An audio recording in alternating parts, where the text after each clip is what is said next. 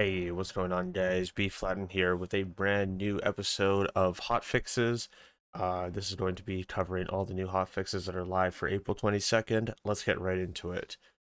So, Maurice's Black Market vendor is going to be moving at 9 a.m. Pacific, so it's not happening just yet, but in a couple hours, if you're watching this video right away, Maurice's vendor is going to move from Ascension Bluff, and it's going to be moving to its new location.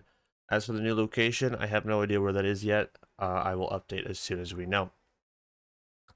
Updated the Toboggan Legendary Artifact to give the intended slide bonus. Hopefully that's going to be moving it to giving us the Snowdrift slide, which is nice. Updated the item card on the Siren's Death Blessing class mod to accurately represent the bonus. So the Death Blessing class mod was showing 250% on the card.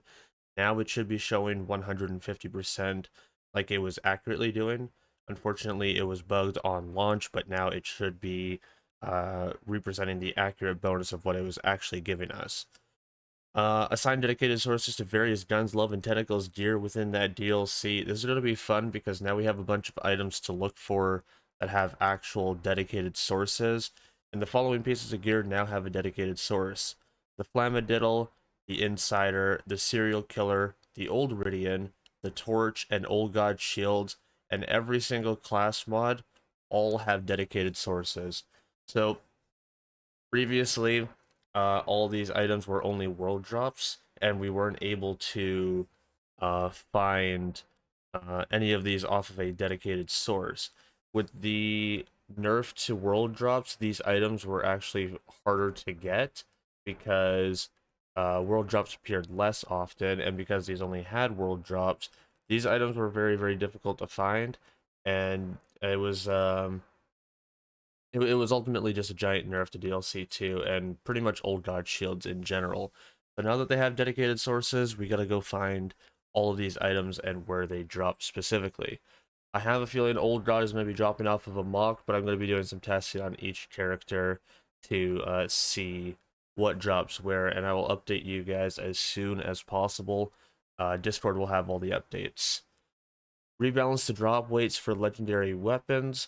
This adjustment to the legendary drop rates means that sniper rifles will no longer drop at a disproportionately higher rate compared to other weapon types.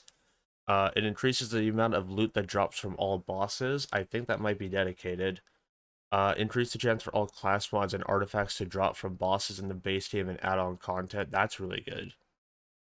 Class mods and artifacts were rather difficult to get, also due to the world drop nerf, and it's really nice to see that they're going to be increasing it in all add-on content and base game to appear.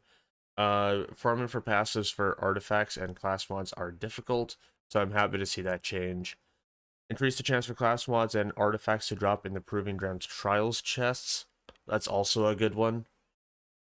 Increase the chance for players to receive legendary rewards in the Proving Ground Trial chests. So there was a report that the Trials chests were not being very kind when it came to dropping legendary items. And ultimately, it caused a problem to where vendors were a much better and easier farm to farm for legendaries than actually doing a full trials and opening up the chest at the end, which was not a good idea. If players complete a trial within the fastest time, they should all have legendary rewards now, except for cosmetics drops, which will drop regardless of rarity. That's the other one.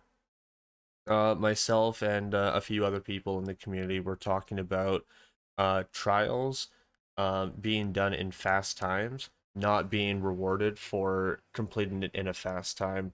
It looks like they listened to us, and completing trials in a fast time are going to be granting rewards for it now. So there's actually incentive to beat it in a fast time. Increase the amount of Eridium rewarded from vault card chests. So originally it was 125 Eridium. It looks like they've increased the reward to 500 Eridium, which is basically one raid boss run. Increase the amount of Eridium dropped from Circle of Slaughter bosses. Last week we gave Proven Ground Trials class mods and artifacts to create a more reliable endgame to farm those items. This week we're adding more Eridium to Slaughter bosses. Each boss, only Red Rain in Slaughter Star 3000, will drop an additional stack of Eridium that will award players 500 Eridium. So basically one raid boss run. for completing a Circle of Slaughter run and killing the boss at the very end. So that's it for the hotfixes week. What I think about these are, this is a really good hotfix. Them balancing the legendary loot a little bit more across trials and Slaughter Star and Slaughter Shafts are really, really good. And giving drops to Guns, Love, and Tentacles DLC for all the new items that were only world drops is a huge improvement.